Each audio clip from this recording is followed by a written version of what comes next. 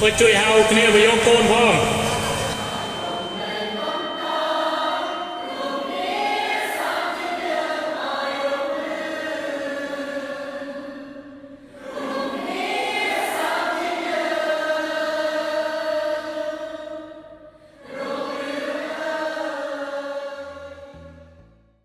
នេះជាមូលហេតុដែលសិស្សានុសិស្សលោកគ្រូអ្នកគ្រូនិងបុគ្គលិកនៃគ្រឹះស្ថានអប់រំមេលីជេគួចរៀបចំគំនិតគួចដើមធ្វើយុទ្ធនាការសប្បុរសធម៌ដើម្បីជាការគាំទ្រ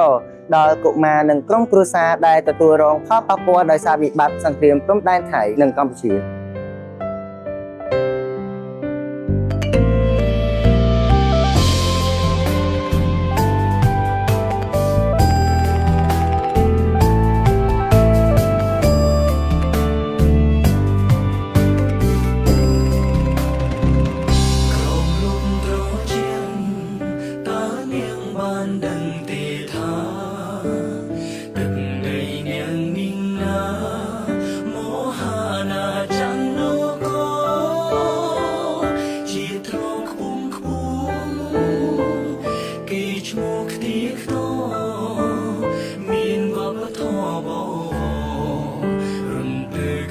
được xong là xong con tả hà tây quê viên tây phục tôm bồ nát được tôm bò bầu thơ ca sự kim tệ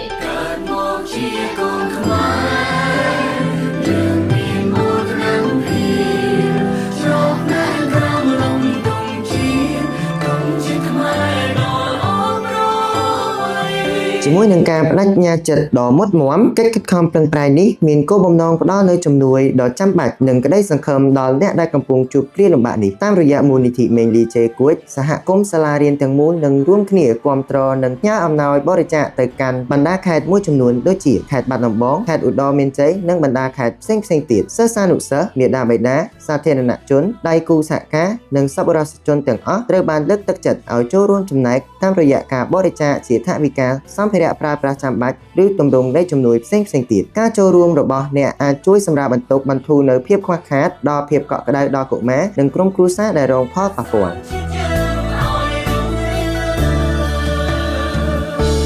ពួកយើងសូមលើកទឹកចិត្តសិស្សានុសិស្សមាតាបិតាសាធារណជនដៃគូសហការនិងសប្បុរសជនទាំងអស់ឲ្យចូលរួមចំណែកតាមរយៈការបរិច្ចាគជាថវិកាសម្ភារៈប្រើប្រាស់ចាំបាច់ឬទម្រង់នៃជំនួយផ្សេងៗទៀតការចូលរួមរបស់លោកអ្នកអាចជួយសម្រាលបន្ទុកបន្ធូរនៅភាពខ្វះខាតនិងផ្ដល់ភាពកក់ក្ដៅដល់កុមារនិងក្រុមគ្រួសារដែលរងផលប៉ះពាល់